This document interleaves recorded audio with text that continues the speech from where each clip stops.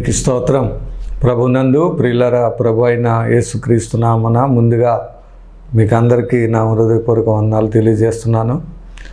దేవుడు తన కృపలో మనల్ని అందరినీ కూడా గత దినములన్నిటిలో ఎంతగానో కాచి కాపాడి మరి దేవుని సజీవులుగా ఉంచి ప్రభుని స్తుతించుకునే గొప్ప ధన్యత ప్రభు ఇచ్చారు. అంతేకాదు ఈ రక్షణ దుర్గం అనే టీవీ కార్యక్రమాల ద్వారా దేవుని వాక్యాన్ని అందించే కృపను దేవుడు నాకు ఇచ్చున్నారు. అందుని బట్టి దేవునికి వందనాలు చెల్లిస్తున్నాను.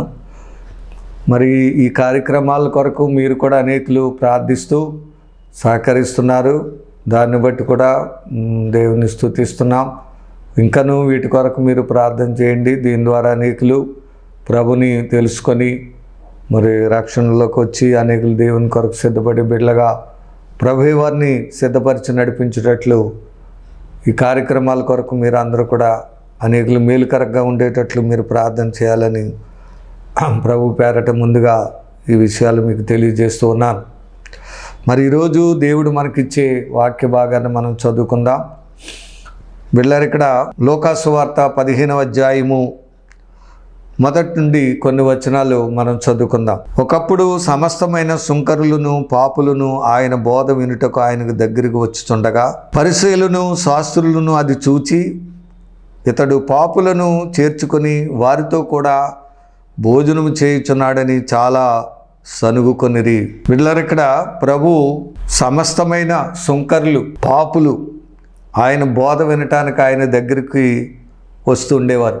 ఆయన వచ్చిందే పాపుల్ని రక్షించడానికి వచ్చారు.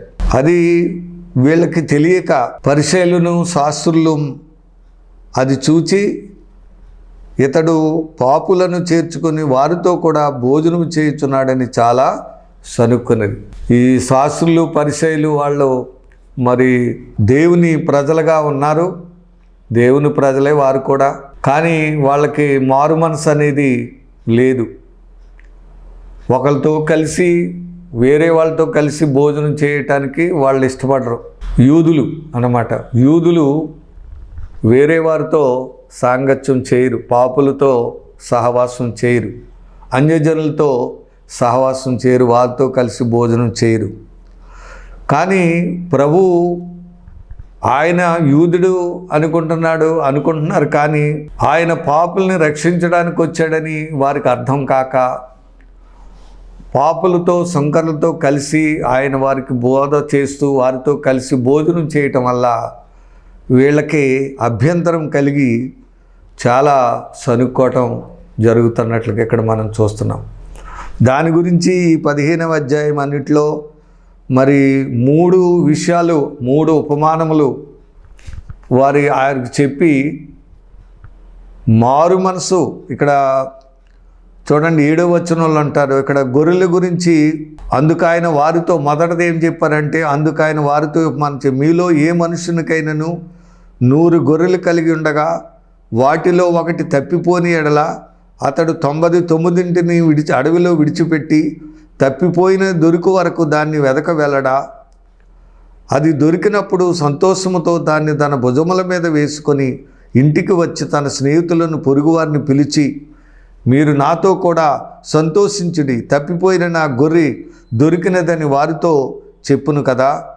అటువలే చూసారా, 7వ వచనం చాలా ఇంపార్టెంట్. అటువలే మారు మనసు అక్కర్లేని 99 మంది నీతిమంతుల విషయమై కలుగు సంతోషము కంటే మారు మనసు పొందు ఒక్క పాపి విషయమై పరలోకమందు ఎక్కువ సంతోషము కలుగును. హల్లెలూయా. సరే, వీరు ఈ శాస్త్రులు పరిసయ్యులు వారు వింటున్నారే కానీ వారు మారు మనసు పొందట్లేదు. ఇక్కడ పాపులైతే సుంకరులు పాపులైతే వచ్చి వాక్యాన్ని విని మారు మనసు పొంది వారు రక్షణ పొందుతున్నట్లుగా మనం చూస్తున్నాం. కాబట్టి ఎవరి ద్వారా దేవుడు సంతోషిస్తాడంటే, పరలోకంలో సంతోషం కలుగుతుందంటే మారు మనసు అక్కర్లేని 99 మంది ఉన్నారు. వారికి మారు మనసు అక్కర్లేదు. వారి విషయంలో సంతోషం కలదంట. వాళ్ళు నీతిమంతులే, వాళ్ళు భక్తులే, కానీ మారు మనసు లేనటువంటిది అన్నమాట.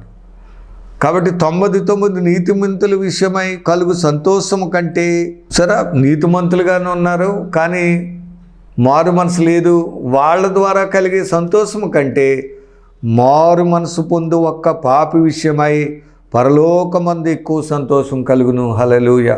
సరే, మారు మనసు పొందే ఒక్క పాపి విషయంలో పరలోకమందు ఎక్కువ సంతోషం కలుగుతుంది అని చెప్పడానికి ఇక్కడ గొర్రె తప్పిపోయినప్పుడు 99ను విడిచిపెట్టేసి ఆ ఒక్క గొర్రె కొరకు వెతుకుతాడు. అది దొరికినప్పుడు అతడు సంతోషంతో అందరినీ కూడా తప్పిపోయిన గొర్రె దొరికింది అని చెప్పి అందరితో కలిసి సంతోషాన్ని ఆనందాన్ని పొందుకున్నట్లుగా ఒక పాపి మారు మనసు పొందితే పరలోకమందు గొప్ప ఆనందం కలుగుతుంది, తండ్రికి గొప్ప సంతోషం కలుగుతుంది. ఒక వ్యక్తి బాప్తిసం పొందినప్పుడు దేవుడు ఎంతగానో సంతోషిస్తాడని ఇక్కడ వాక్యం చెప్తా ఉంది. హల్లెలూయా. అలాగే రెండవది కూడా చెప్పారు, ఒక వెండి నాణెము, 10 నాణ్యాలు ఉన్నాయి, అందులో ఒక నాణ్యంతో పడిపోయింది, ఆమె వెతికింది, అది దొరికిందని ఆనందంతో అందరిని పిలిచి ఇలా చేసినట్లుగా. అలాగే మారు మనసు పాపి విషయంలో, మారు మనసు పొంది ఒక పాపి విషయంలో దేవుని దూత ఎదుట సంతోషం కలుగునని దేవుడు చెప్పినట్లుగా మనం చూస్తున్నాం. కాబట్టి దేవుని బిడ్డలారా, మనము ప్రభు బిడ్డలుగా మారు మనసు కలిగిని మారు మనసు అనుభవం పొందుకొని బాప్తిసం ద్వారా రక్షణ పొంది పరిశుద్ధాత్మను కలిగి దేవుని బిడ్డలుగా ఆయన సన్నిధిలో జీవించినప్పుడే దేవుడు మన ఎడల ఆనందిస్తాడు, సంతోషిస్తాడు, ఎంతగానో ఆనందించేవాడుగా ఉన్నట్లుగా. అంతేగాని మారు మనసు అక్కర్లేని నీతిమంతులుగా ఉంటే ఆయన మన ఎడల ఏమి ఆనందించేవాడు కాదు అన్నట్లుగా మనం చూస్తున్నాం. అలాగే చివరగా ఏమని చెప్పారు, ఒక మనుషునికి 2 కుమారులు ఉన్నారని, ఆ చిన్నవాడు తండ్రి దగ్గర ఉన్న ఆస్తిని అట్టుకుని దూరదేశం ప్రయాణం పాడైపోయి చెడిపోయి, ఇక్కడ తప్పిపోయిన కుమారుడు గురించి, ప్రోడిగల్ సన్ గురించి ఆయన వివరించారు. ఆ వ్యక్తులు మనమే, లోకంలో ఉన్న మానవులైన మనమే దేవుణ్ణి విడిచిపెట్టేసి మారు మనసు లేకుండా మనం చెడు అలవాట్లు కలిగి దురలవాట్లకు కలిగి మన జీవితాన్ని పాడు చేసుకున్నట్లుగా దేవుని సన్నిధి నుండి దూరం అయిపోయి మన జీవితాలని మానవుడు పాడు చేసుకుంటున్నాడు. చెడు అలవాట్లకు లోనైపోయాడు, లోకాశలకు లోనైపోయినట్లుగా ఉంటున్నాం, దురాశలకు లోనైపోయాడు. బిడ్డలారా, భయంకరమైన స్థితిని సంపాదించుకున్నాడు. అలాంటి వ్యక్తి ఇక్కడ తప్పిపోయిన కుమారుడు అన్నమాట. ఆ వ్యక్తి మరి తనకు కలిగిన ఇబ్బందులను బట్టి తను చాలా కష్టాలకు అనుభవించాడు, కరువు అనుభవించాడు, చాలా బాధను అనుభవించి అక్కడ మరి బుద్ధి తెచ్చుకున్నాడు అనమాట. 14వ వచనంలో ఉంటుంది, అంతా ఖర్చు చేసిన తర్వాత మొత్తం అట్టుకెళ్ళిన ఆస్తి అంతా ఖర్చు అయిపోయింది, ఏమీ లేదు ఇంకా. ఆ దేశమందు గొప్ప కరువు రాగా వాడు ఇబ్బంది సరే ఇబ్బందులు గురైపోయాడు. ఈ లోకంలో మనం ప్రభు లేకపోతే, దేవుని సన్నిధిలో మనం జీవించకపోతే మనం అనేక ఇబ్బందులకు గురైపోతాం, అనేక కష్టాలకు గురైపోతాం, అనేక శ్రమలకు గురైపోయే వారంగా మనం ఉంటాం. కాబట్టి ఇబ్బందులకు గురైపోయాడు, ఇబ్బందులు పడసాగాడు. వెళ్ళి ఒక దేశస్తులు ఒకరిని చెంత చేరాడు. అతను ఏం చేశాడంటే పందులు మేపే ఆ యొక్క పొలంలోనికి మేపడానికి, పందులు మేపడానికి పొలంలోనికి పంపాడు. వాడు పందులు తిని పొట్టుతో తన కడుపు నింపుకొని ఆశపడిన కానీ ఎవడును వానికి ఏమీ ఇయ్యలేదు. సరే, ఏమి మొత్తం మీద లేకుండా అయిపోయింది. కడకి బుద్ధి తెచ్చుకున్నాడు, నేను తండ్రిని విడిచిపెట్టాను కాబట్టి, నేను దేవుని విడిచిపెట్టాను, దేవుడు నాకు లేకపోతే నేను ఇంకా జీవించడం కష్టం, తండ్రి దగ్గరే ఉన్నా. అప్పుడు అతడు ఏమన్నాడు చూడండి, 17వ వచనం, బుద్ధి తెచ్చుకున్నాడు, మారు మనసు పొందాడు అనమాట. నా తండ్రి యొద్ద ఎంతోమంది కూలివాండ్రకు అన్నము సమృద్ధిగా ఉన్నది, నేనైతే ఇక్కడ ఆకలికి చచ్చిపోవచ్చున్నాను. సరే, మరణ స్థితిలోనికి వెళ్ళిపోయాడు. ఆకలికి నేను చనిపోతున్నాను అన్నాడు. ఇక నేను బ్రతకలేని, ఇంకా నేను ఇక్కడ ఉంటే నేను చనిపోతానని ఒక స్టేజ్లోకి వచ్చాడు. బిళ్ళరా, ఈ అనుభవం మనకు కావాలి. మనం దేవుని విడిచిపెట్టేసి మనము మరణించిన వారంగా ఉన్నాం, దేవుని నుండి తప్పిపోయిన వారంగా ఉన్నాం, మరి చనిపోయిన వారంగా మనం ఉన్నాం దేవుని విడిచిపెట్టి. వెంటనే అతడు బుద్ధి తెచ్చుకున్నాడు.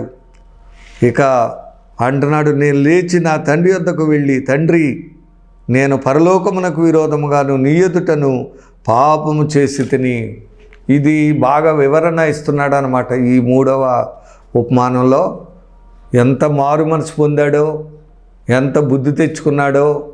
సరే, నేను పాపము చేసి తిని అని ఒప్పుకుంటున్నాడు. దేనికి చేశాడు? నేను లేచి వెళ్ళి తండ్రి, నేను పరలోకమునకు విరోధముగాను.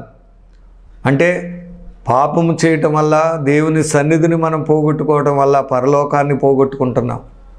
దేవుల్లో ఉంటే మనకు పరలోకం ఉంది. ప్రభు బిడలుగా జీవిస్తే పరలోకానికి వెళ్తాం. పాపిగా ఉంటే నరకంలోకి వెళ్ళిపోతాం. కాబట్టి తెలుసుకున్నాడు, బుద్ధి తెచ్చుకున్నాడు. అయ్యో నరకం ఉందని తెలుసుకున్నాడు. తండ్రిని విడిచిపెడితే మరణం ఉందని తెలుసుకున్నాడు. నేను చనిపోతాను అనుకున్నాడు. బుద్ధి తెచ్చుకుని వచ్చి మారు మనసు పొంది దేవుని దగ్గరికి వచ్చాడు. కాబట్టి ఇక మీదట నీ కుమారుని పాపం అని తండ్రి వద్దకు వెళ్ళి చెప్పాలనుకుని ప్రార్థన సిద్ధపరుచుకున్నాడు. ఇక మీదట నీ కుమారుని అనిపించుకున్నట్టుకు యోగ్యుడను కాను, నన్ను నీ కూలివానులో ఒకనగా పెట్టుకుందామని అతనితో అనుకొని లేచి తండ్రి వద్దకు వెళ్ళాడు. సరే, మారు మనసు పొంది బుద్ధి తెచ్చుకొని మనసు మార్చుకొని తండ్రి దగ్గరికి వచ్చాడు. చూడండి, తండ్రి దగ్గరికి వచ్చేటప్పటికి తండ్రి మారు మనసు పొంది వస్తున్న వాళ్ళని ఎంత సంతోషిస్తాడో ఇక్కడ చక్కగా తండ్రిని గురించి వివరించాడు ఇక్కడ ప్రభు. అయితే తండ్రి ఇంకనూ దూరంగా ఉన్నప్పుడు వారిని చూచి కనికరపడి, నిజంగా మనం ప్రభు సన్నిధికి రావాలే కానీ, ప్రభుని నమ్ముకొని ఆయన విశ్వసించాలే కానీ, ఆయన మన ఎడల ఎంతో కనికరముకు చూపుతాడు. ఆయన మన ఎడల జాలిపలేది దేవుడు, మనల్ని ప్రేమించే దేవుడు యేసయ్య. మన మీద కనికరపడేవాడు, మన మీద జాలిపడే దేవుడిగా ఉన్నాడు. బిడ్డలారా, మనం మారు మనసు పొందితే మన ఎడల ఎంతో సంతోషించేవాడుగా ఉన్నాడు. హల్లెలూయా.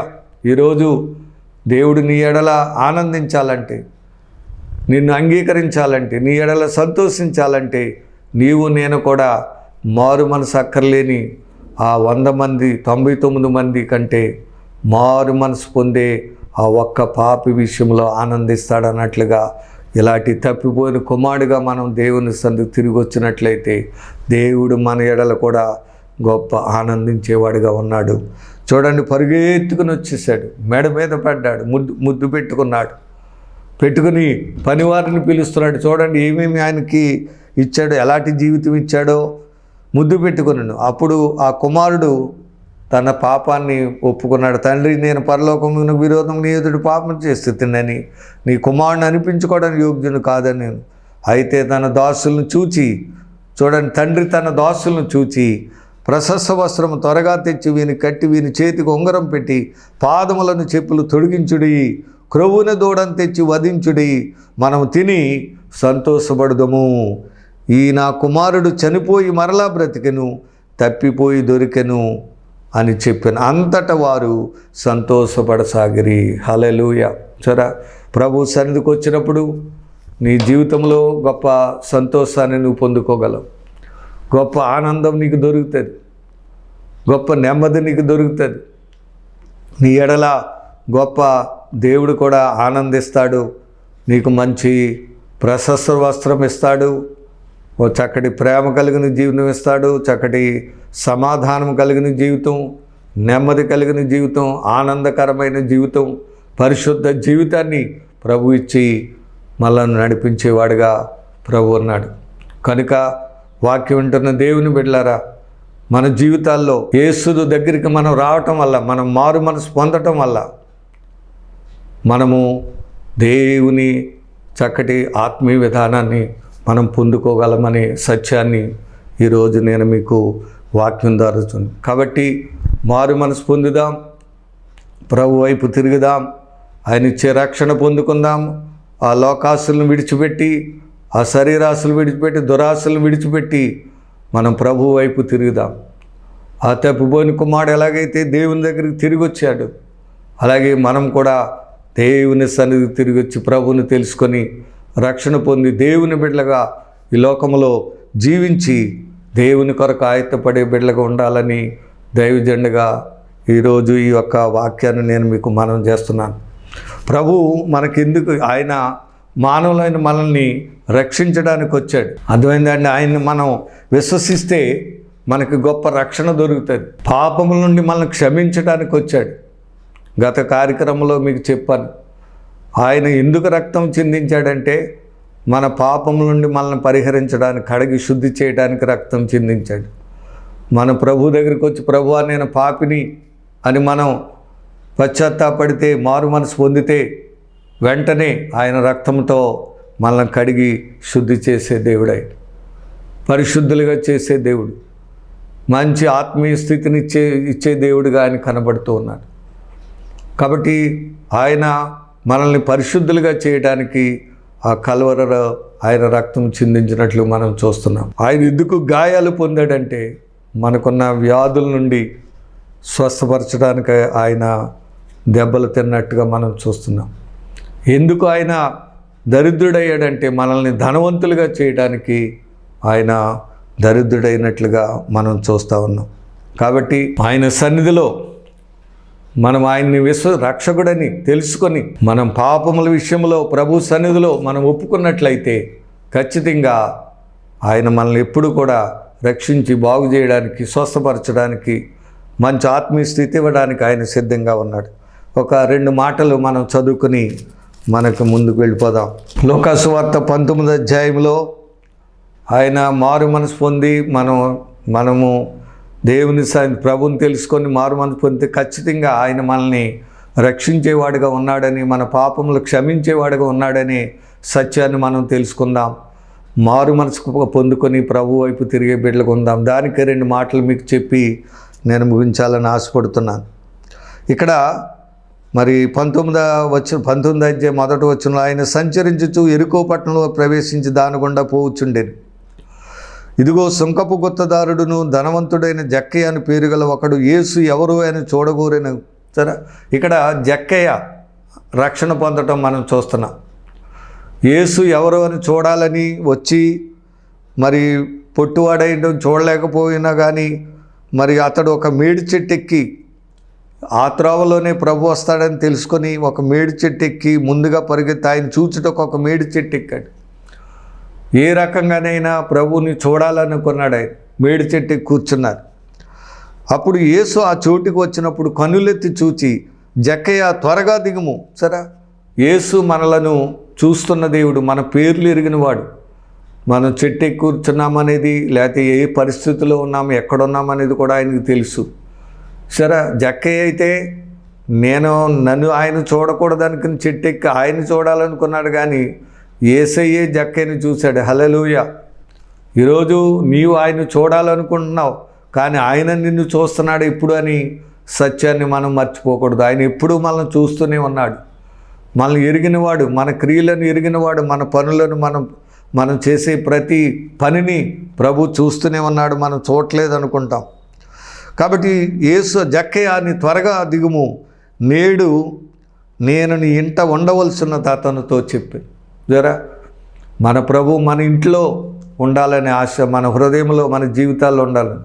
ఎప్పుడైతే ఇలాగ నీ ఇంటికి వస్తానన్న జక్కయ్య సంతోషంతో ఆయన ఇంటికి తీసుకుని వెళ్ళాడు. తీసుకెళ్ళినప్పుడు అతనిలో జరిగిన మారు మనసు పరివర్తన అనేది చాలా ఇంపార్టెంట్. ఇక్కడ అతడు త్వరగా దిగి సంతోషించుకున్న అందరూ అది చూచి ఈయన పాపి అయిన మనుషుని యొద్ద బస చేయి వెళ్ళాలని చాలా సనుక్కున్నది. సరే సార్, అక్కడ ఎలాగైతే యూదులు పరిచయలు సనుక్కున్నారో ఇక్కడ జక్కి ఇంటికి వెళ్ళినందుకు కూడా యేసు ప్రభు గురించి చాలామంది సనుక్కున్నారు.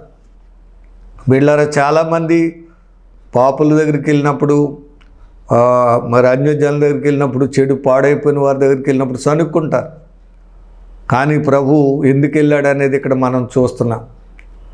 చాలా సనుక్కున్నారు యేసు ప్రభు. అతను పాపి, జక్కే అంటే మామూలు కాదు, చాలా పాపి అని పేరు వెళ్ళిపోయాడు. అతని దగ్గరికి వెళ్ళిన సను అయితే పాపే, కానీ ఎంత మారు మనసు పొందాడో చూడండి. జక్కే నిలువుబడి, సరే పాపే మారు మనసు పొందుతున్నాడు. హల్లెలూయా. ఈరోజు ఎంత ఘోర పాపినైనా సరే ప్రభు రక్షించడానికి ఆయన సిద్ధంగా ఉన్నాడనే సత్యం మనం తెలుసుకుంటున్నాం. ఎంత భయంకరమైన దుస్థితిలో ఉన్నప్పటికీ ప్రభు నిన్ను చేర్చుకోవడానికి సిద్ధంగా ఉన్నాడు. నిన్ను రక్షించడానికి ఆయన సిద్ధంగా ఉన్నట్లుగా మనం చూస్తూ ఉన్నాం. కనుక జక్కే చూడండి, జక్కే నిలువబడి ఏం చేస్తున్నాడంటే, ఇదిగో ప్రభువా నా ఆస్తిలో సగం బీదలకు ఇస్తున్నాను. హల్లెలూయా. సరే, బీదలు మారు మనసు ఇంతకుముందు పేదల్ని కొట్టుకు తినేవాడేమో, లేక పేదల్ని దోచుకునేవాడేమో, కానీ ఇప్పుడు ఎలాంటి మారు మనసు అంటే పేదలకు తన ఆస్తిని పంచిపెట్టేవాడిగా మారిపోయాడు. హల్లెలూయా. సరే, పేదరికం గుర్తు చేసుకుంటున్నాడు. ఇదిగో ప్రభువా నా ఆస్తిలో సగము పేదలకు ఇస్తున్నాను. నేను ఎవని యొద్దనైనా అన్యాయంగా దేనినైనా తీసుకుని అతనికి 4 అంతలు మరలా చెల్లింతునని ప్రభుతో చెప్పాను. హల్లెలూయా. తనకున్న ఆ లోకాసను, ఆ ధనాసను విడిచిపెట్టేసి మారు మనసు పొందుతున్నాడు. ప్రభువా సగం ఇదిగో ఇస్తున్నాను తండ్రి, ఈ దురాశలు నాకొద్దు, ఈ ఆస్తులు ఈ అంతస్తులు నాకొద్దు, ఆ ఆశలు విడిచిపెడుతున్నానని మారు మనసు పొందినట్లుగా చూస్తున్నాను. హల్లెలూయా. ఎప్పుడైతే ఇలాంటి మారు మనసు జక్కే పొందుకున్నాడో అప్పుడు యేసు అంటున్నాడు చూడండి, అందుకు యేసు ఇతడును అబ్రహాము కుమారుడే. హల్లెలూయా. దేవుని బిడ్డగా అయిపోయాడు, విశ్వాసిగా మారిపోయాడు, భక్తుడైపోయాడు, పాపము నుండి విమోచించబడ్డాడు. ఇతడును అబ్రహాము కుమారుడే, ఎందుకనగా నేడు ఇంటికి రక్షణ వచ్చినది. హల్లెలూయా. ఆ 10వ వచనంలో నశించిన దానిని వెదకి రక్షించుటకు మనుష్య కుమారుడు వచ్చినని అతనితో చెప్పెను. కాబట్టి ఇక్కడ జక్కే రక్షణ పొందటం మనం చూస్తున్నాం. అతడు మారు మనసు పొంది రక్షణ పొంది అబ్రహాము కుమారుడై దేవుని సన్నిధిలో చక్కగా జీవించినట్లుగా చూస్తున్నావు. అలాగే ఈరోజు నీవు కూడా దేవుని సన్నిధి తెలుసుకొని నువ్వు మనసు మార్చుకొని ప్రభు వైపు తిరిగితే నిన్ను కూడా ఆయన భక్తుడిగా, విశ్వాసిగా, మంచి భక్తుడిగా చేసి ఆయన సన్నిధిలో నిన్ను వాడుకునే విధానం ఉందని కూడా మనం తెలుసుకోగలుగుతున్నాం.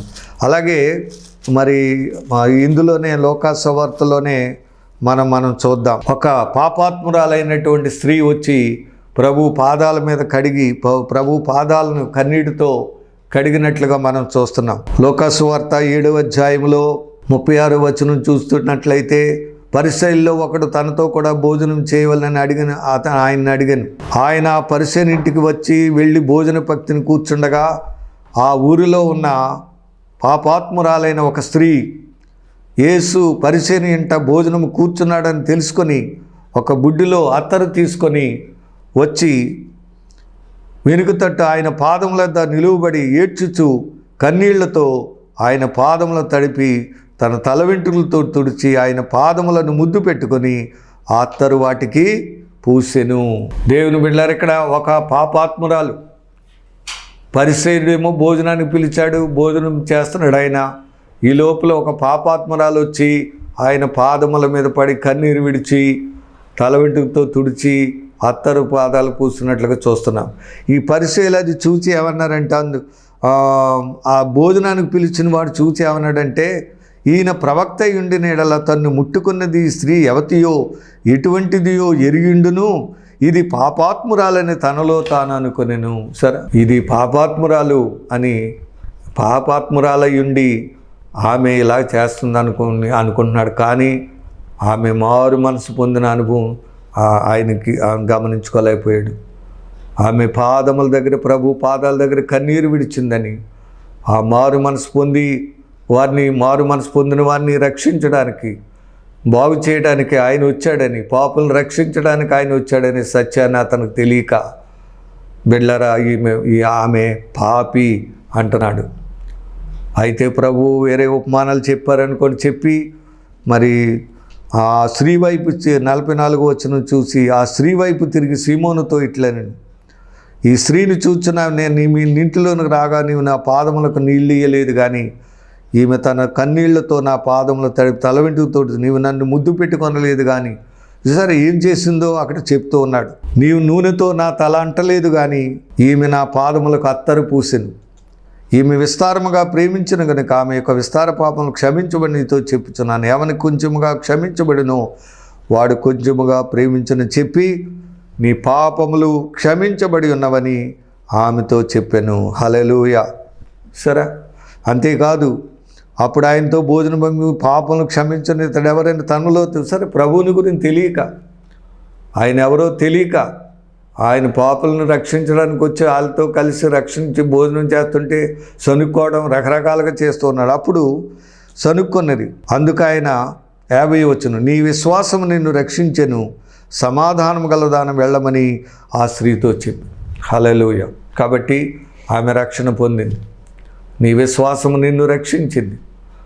మారు మనసు పొందావు, కన్నీరు విడిచి పాపంలో ఒప్పుకుంది, వెంటనే రక్షణ పొందింది. హల్లెలూయా. ఈరోజు నువ్వు నేను కూడా ఎలాంటి స్థితిలో ఉన్నా సరే మనం మారు మనసు పొంది ప్రభు దగ్గర మన పాపాలు ఒప్పుకుంటే ఆయన ఈరోజే నిన్ను రక్షించి స్వస్థపరిచి చక్కటి ఆత్మీయత ఇచ్చి నేను బాగు చేయడానికి సిద్ధంగా ఉన్నాడు. మరి అటువంటి స్థితిని మీరు నేను కూడా పొందుకొని ప్రభు బిడ్డలుగా ఈ లోకంలో జీవిద్దాం. దేవుని కొరకు జీవించే బిడ్డలుగా, దైవత్వాన్ని కలిగిన బిడ్డలుగా మనం ఉండి ప్రభు కొరకు ఆయత్తబడే బిడ్డలుగా మనం ఉండాలని కోరుతూ అట్టి స్థితిని, ఆ రక్షణను, ఆ స్వస్థతను, ప్రభు ద్వారా ఆత్మీయతను, ఆ ధనాన్ని, లోక సంబంధమైన విషయాలు కాదు, దేవుని విధానంలో ఉండి అన్నీ సంపాదించుకొని దేవుని కొరకు, ఆయన రాజ్యం కొరకు సిద్ధపడదాం. అట్టి కృప దేవుడు మనకివ్వాలని కోరుతూ ఈ మాటలు ముగిస్తున్నాను. దేవుడి మాటలను దీవించి ఆశీర్వదించునుగాక. ఆమె. చిన్న ప్రార్థన. పరమ తండ్రి, ఈరోజు నీ వాక్యం ద్వారా మీరు మాతో మాట్లాడే నీకు స్తోత్రాలు. ప్రభువా, మారు మనసు కలిగి నువ్వు వచ్చినప్పుడు ఎంతటి ఘోర పాపినైనా నువ్వు రక్షిస్తావని నువ్వు మాట్లాడావు. తప్పిపోయిన కుమారుడు మనసు మార్చుకుని బుద్ధిని వచ్చినప్పుడు సంతోషంతో చేర్చుకుని ఆయన రక్షించి చక్కటి స్థితినిచ్చావు. ఆయనకి స్తోత్రాలు చెల్లి బ్రతికించావు, లేవనెత్తావు, బాగు చేసావు ప్రభువా. అలాగే జక్కయ్య మారు మనసు పొందినప్పుడు ఆయన గొప్ప రక్షణ ఇచ్చావు తండ్రి. అలాగే పాపాత్మురాలు మారు మనసు పొంది చక్కటి కన్నీటితో పాదములను కడిగి వచ్చినప్పుడు ఆమె గొప్ప రక్షణ ఇచ్చావు. అలాగే ఈరోజు వాక్యం ఉంటుంది, దేవుని బిడ్డలు ఎవరైనా సరే పాపినని తెలుసుకొని మారు మనసు పొంది నీ వారి దగ్గరికి వస్తే ఖచ్చితంగా గొప్ప రక్షణ నువ్వు ఇవ్వగలిగిన దేవుడు ఉన్నావని ప్రతి బిడ్డ తెలుసుకొని అట్టి పరివర్తన కలిగి, మార్పును కలిగి నీ సన్నిధికి వచ్చి నువ్వు ఇచ్చే రక్షణ, స్వస్థత, వారి జీవితాలు ఏం కావాలో అన్నీ పొందుకొని నీ బిడ్డలుగా జీవించి నీ రాజ్యం కొరకు సిద్ధపడే కృప అందరికీ దయచేయండి. విన్న వాక్యం అందరి హృదయాల్లో పడి అది నూరంతలుగా ఫలించడానికి సహాయం చేయమని, మీరే మహిమ పొందమని, ఈ కార్యక్రమాల్ని దినదినము అభివృద్ధిపరంగా అనేకులు మేలుకరంగా నీకు మహిమకరంగా వాడుకొనమని, ఈరోజు ఈ కార్యక్రమాలని అందించట్లో ఎంతో సహాయం చేసావు, నీకు స్తోత్రాలు. నడిపించావు, నీకు స్తోత్రం. బలపరిచావు, నీకు వందనాలు. వాక్యమును అనేక బిడ్డలకు అందించే కృపనిచ్చావు, నీకు స్తోత్రాలు. అన్ని విధాల మీరే ఉండి వాడుకొని ఈ కార్యక్రమాల ద్వారా ఇంకా అనేక సువార్త, టీవీ పరిచర్యల ద్వారా అనేక మందికి సువార్త అందించట్లో సహాయం చేయమని, మీరే మహిమ పొందమని, మా ప్రభువును రక్షకుడైన యేసు నామమున అడిగి వేడుకొనుచున్నాము తండ్రి. ఆమేన్. God bless you. దేవుని దీవించును గాక. Thank you.